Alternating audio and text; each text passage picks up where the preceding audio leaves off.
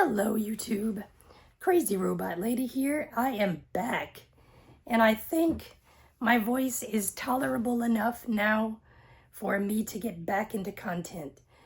I'm going to try to do another the darker side of 2XL episode, but I still don't know if my voice is deep enough to be, mysterious and all that, but whatever, I'll try. Anyway, so today we are back with our friend Teddy Ruxpin. And I know this series has had so many false starts, and I'm so sorry for all of those who are fans of this bear. And I haven't been consistent with uploading videos of him.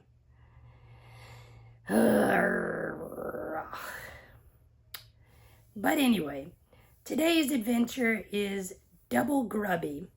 I will actually put the correct number for this adventure in the title, but I can't remember what it is right now, so I'll go back and add it later. Anyway, today's adventure is Double Grubby, and Teddy and his pals get into some really strange situations with Gimmick's newest invention called the multiplication table. So anyway, let's get to it, and I hope all of you enjoy. And my dog is barking at me, so he wants to go relieve himself, so I'm gonna have to leave and go take care of that really quick.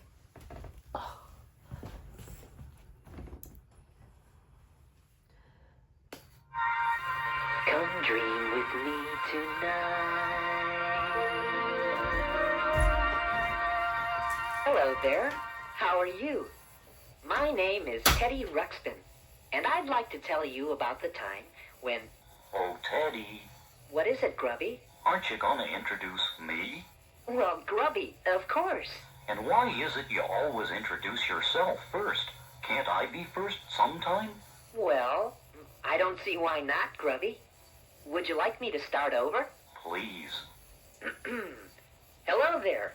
How are you? I'd like you to meet a very good friend of mine. The smartest, bravest octopede in all of Grundo. Grubby. Hi. And I'd like you to meet Teddy Ruxpin. He's the guy who does my introductions. Thanks, Grubby. Think nothing of it. In the meantime, I was about to tell about the time Newton Gimmick invented the multiplication table. Oh, yeah. I was really beside myself that day. It all started one morning, not too long ago, when Grubby and I returned to Gimmick's house after a morning walk. Teddy, Grubby, how wonderful. You're just in time. Just in time for lunch? Oh, goody. No. Just in time to help me with an experiment. An experiment? Uh-oh. We've gotta go, Gimmick. But I'll take you up on that lunch some other time, though. Now, Grubby, let's hear what Gimmick has in mind. Well, boys, I was about to test my new invention. I call it the multiplication table. A multiplication table? You mean like the kind you memorize in school? Yeah, like 2 times 1 is 2, and 2 times 2 is, an even bigger number?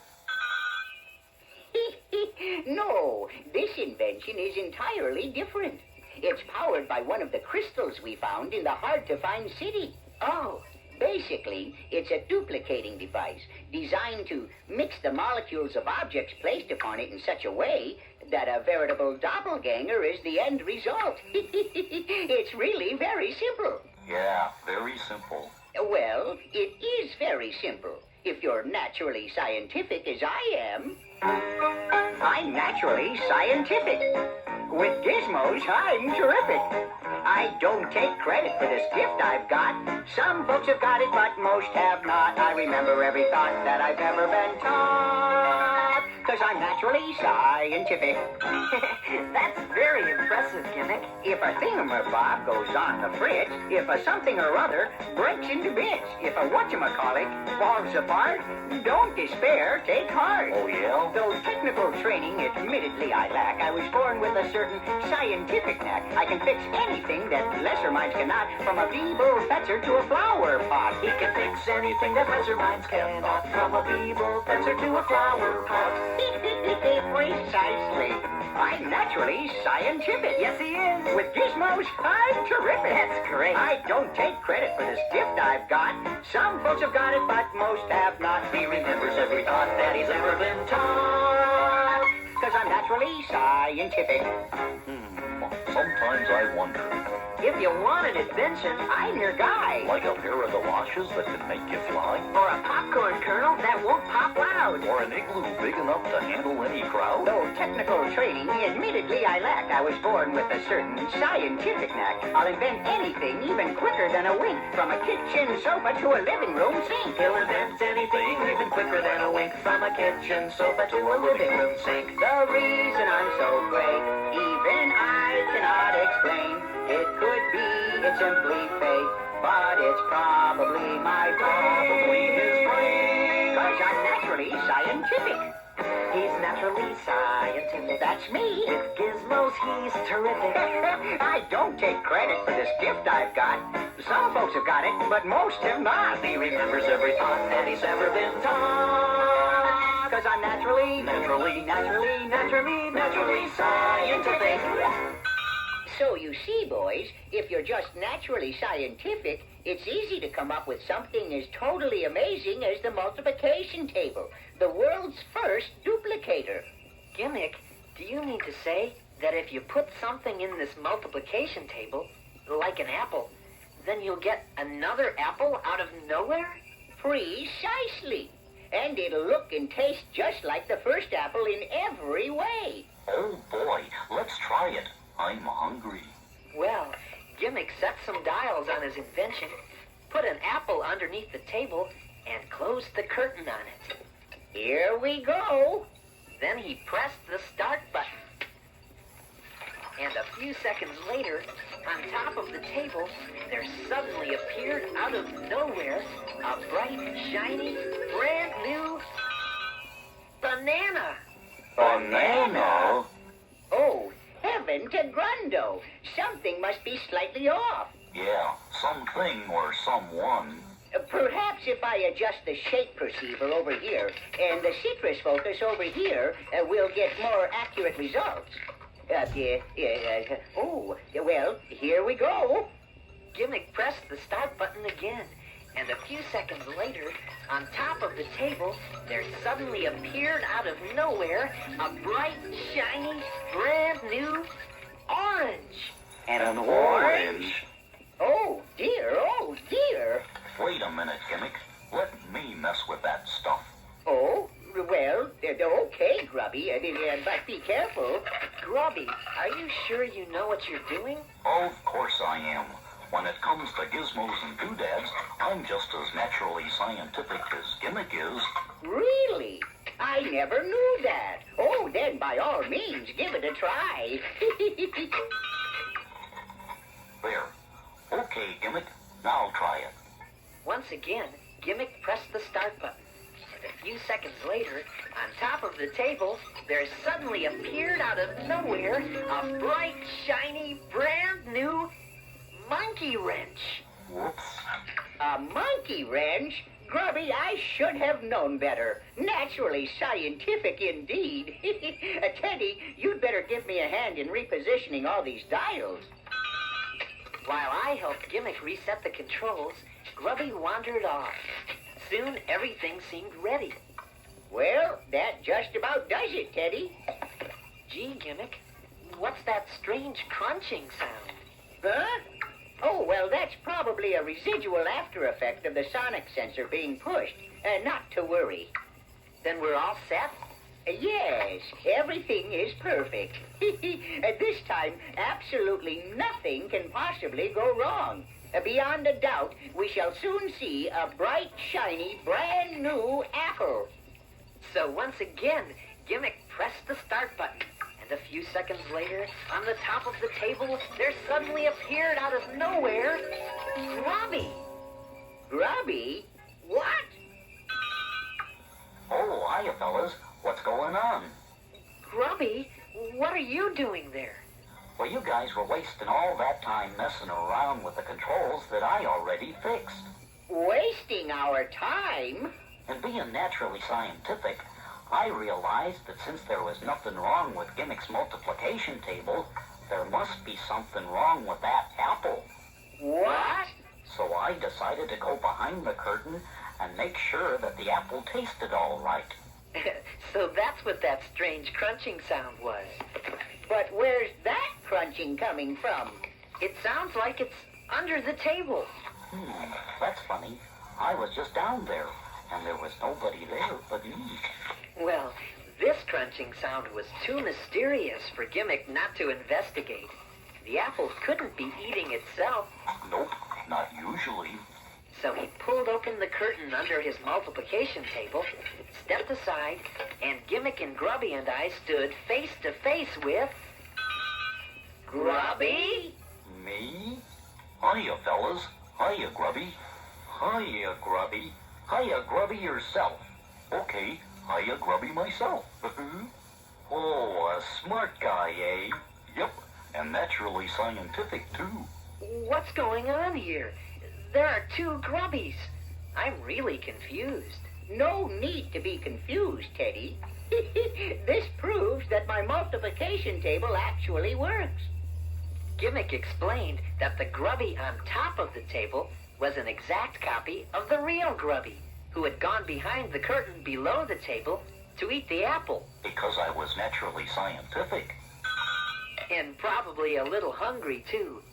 In the meantime, the two Grubbies were still arguing with each other. Oh, yeah? Yeah. Oh, yeah? Yeah. Oh, yeah? Yeah. Enough! Everything was peaceful around here until you two met each other. Gimmick is right, Grubby. Can't you and, the other Grubby be friends? Who, me? Friends with that phony over there?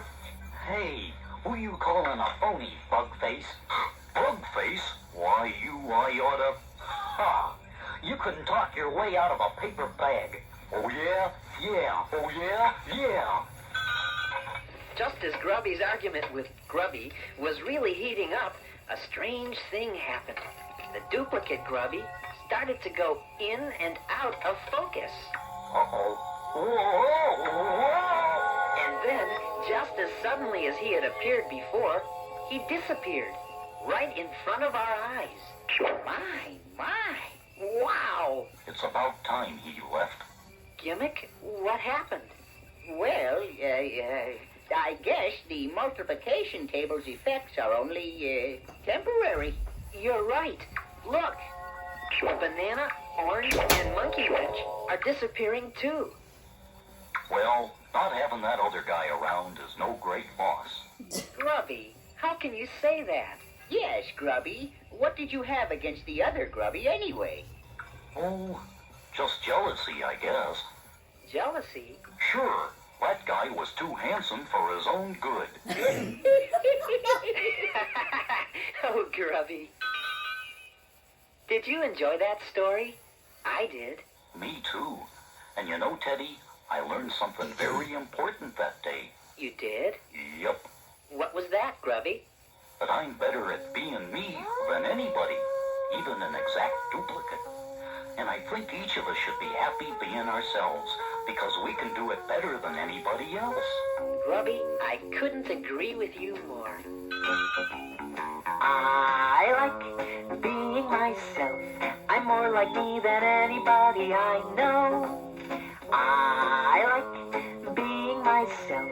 I'm always around wherever I go. I never have to wonder where I am or what I'll do. And I must admit I've got a lot in common with me too. I guess that's why I'm happy being I. Yes, I like being myself. Yes, I like being myself. How about you, Grubby? I like being being myself. I'm pretty much accustomed to my ways now. I like being myself. It's really kind of easy 'cause I know how. I usually have the answer when somebody asks my name. I'm the guy inside the looking glass and I look much the same. So as you can see, I'm happy being me. Yes, I like being myself. Okay. Oh, I like being myself. I suppose I would be you if I were you. And if you were me, then you could be me too. I see. That wouldn't be too bad, but what we've got's okay. Well, it's less confusing anyway. I'll say, I like being myself. I'm more like me than anybody I know. I like being myself. I'm always around wherever I go. I never have to wonder where I am or what I'll do. and I must admit I've got a lot in common with me too. I guess that's why I'm happy being I. Yes, I like being myself. I like being myself. Oh, that was awesome. Well, I missed most of the story, tending to my dog, but I hope all of you enjoyed it, and I will try. Honestly, looking into your eyes, I will try to do better with adding more Teddy Ruxpin content. I love this series. I love this bear. But for some reason, it's like everything else ends up being posted before he does, and it's really not fair. But anyway, I appreciate all of the get well comments and, you know, everybody just being patient with me. Welcome to all of you new subscribers. I hope you will like what you see, and if there are any robots that you are curious about and want more information about, or would like to see again, if I still own them, I'd be glad to show them. Just comment on that particular video. Anyway, I hope all of you enjoyed this video. As usual, like, subscribe, ouch, comment, click the notification bell so you will know whenever I upload new content. God bless, and I will see you in the next video.